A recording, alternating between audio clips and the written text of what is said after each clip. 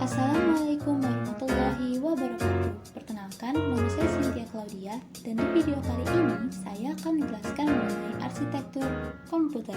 Semoga bermanfaat. Arsitektur komputer. Arsitektur komputer ini merupakan konsep perencanaan dan struktur pengoperasian dasar dari suatu sistem komputer. Berikut ini adalah beberapa contoh dari arsitektur komputer, antara lain seperti arsitektur von Neumann, RISC, CISC, Blue Gene, dan masih banyak lagi. Arsitektur von Neumann menjadi arsitektur yang digunakan oleh kebanyakan komputer hingga saat ini. Penemu dari model ini adalah seorang ahli matematika yang bernama John von Neumann. Selanjutnya, kita akan membahas mengenai arsitektur von Neumann, di mana arsitektur von Neumann ini terdiri dari input, CPU, memori, dan output. Pertama-tama, mari kita bahas mengenai input.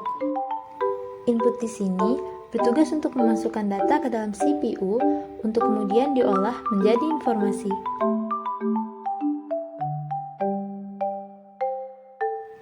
Misalnya seperti keyboard yang diketik untuk memasukkan data pada CPU. Selanjutnya, kita akan membahas mengenai bagian dari CPU. CPU ini berfungsi untuk memasukkan data di dalam prosesor untuk kemudian diolah menjadi informasi. Data yang masuk ke dalam CPU ini akan diproses di dalam prosesor untuk kemudian Terdapat dua bagian pada CPU, antara lain yaitu control unit dan arithmetic logic unit, di mana control unit ini berfungsi untuk mengatur semua peralatan yang ada pada sistem komputer, baik itu hard disk, RAM, keyboard, mouse, dan bahkan monitor.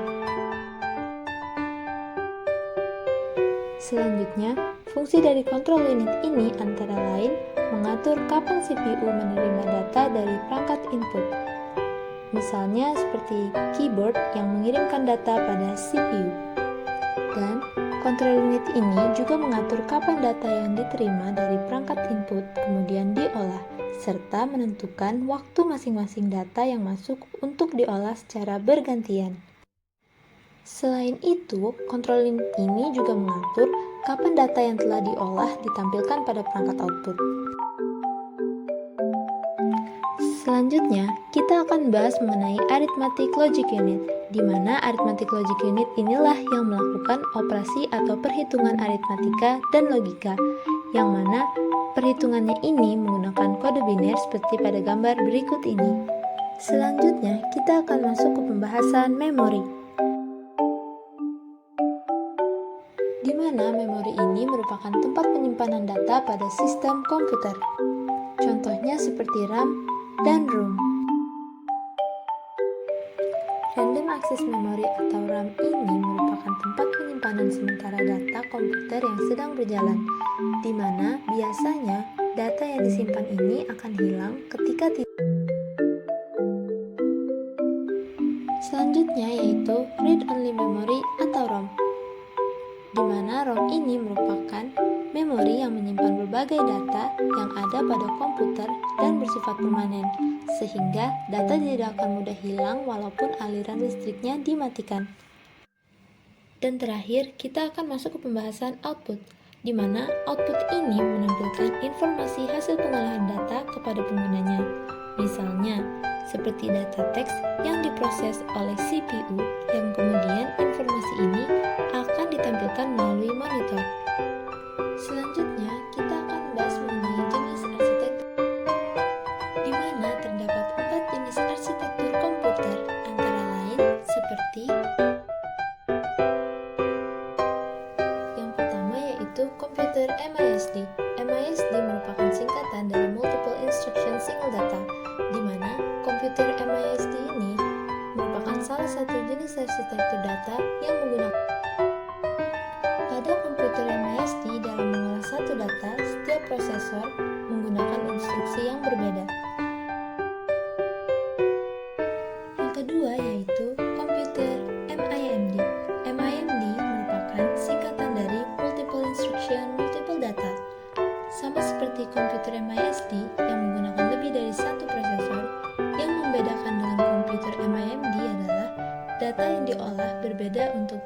prosesor. Contoh komputer yang menggunakan model MIMD ini antara lain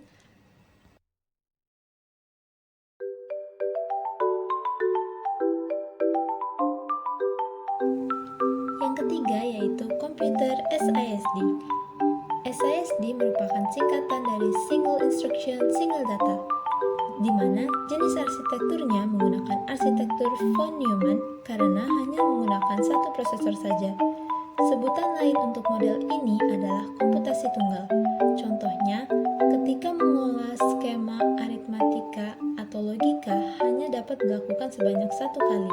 Jadi, ketika ada satu instruksi yang masuk, komputer hanya dapat membaca data sebanyak satu kali saja. Contoh dari komputer yang menggunakan model SISD yakni komputer mini. Dan yang terakhir adalah komputer SIMD. SIMD merupakan singkatan dari Single Instruction Multiple Data, di mana pada model ini dibangun dengan sistem paralel dan dalam satu unit kontrol dapat mengendalikan semua prosesor. Komputer SIMD ini menggunakan banyak prosesor, di mana setiap prosesornya mengolah data yang berbeda-beda tetapi dengan instruksi yang sama. Model SIMD juga dibagi ke dalam beberapa bentuk, antara lain sebagai berikut.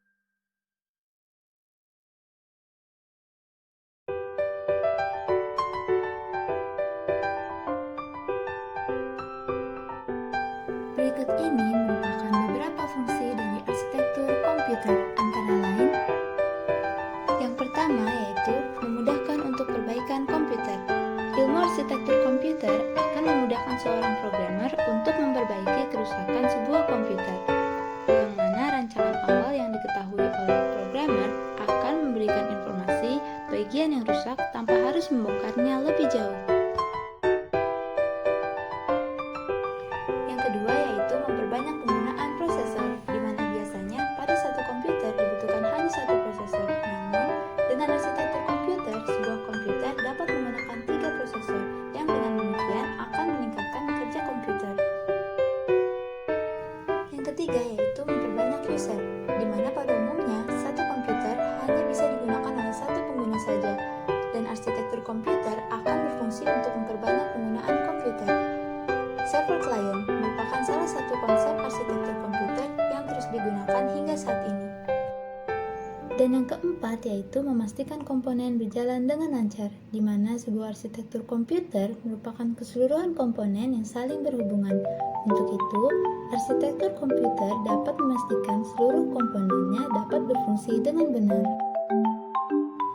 Dan yang terakhir yaitu memberikan gambaran aplikasi yang akan dibuat, di mana arsitektur komputer ini sangat membantu para programmer dalam menciptakan aplikasi atau software baru yang dibutuhkan. Terdapat 2 bagian pokok pada arsitektur. Yang pertama yaitu instructor set arsitektur. Instructor set arsitektur adalah spesifikasi yang menjadi penentu bagaimana programmer bahasa mesin berinteraksi terhadap.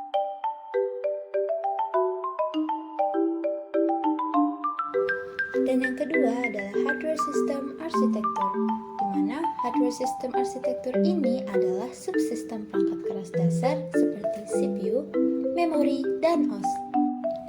Ada beberapa faktor yang mempengaruhi keberhasilan pada suatu arsitektur komputer, antara lain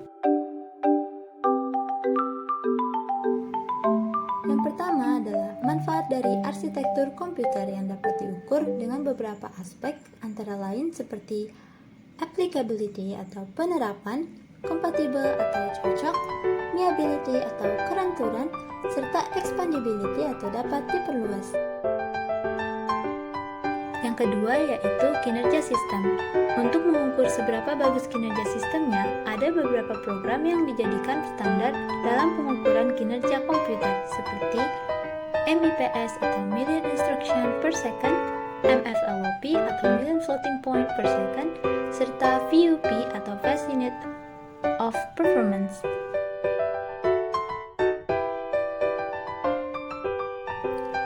Ukuran kinerja untuk input-output sistem antara lain seperti sistem operasi bandwidth dan operasi input-output per detik. Dan ukuran kinerja untuk memori komputer antara lain seperti memori bandwidth, waktu akses memori, dan ukuran besar memori. Dan faktor yang ketiga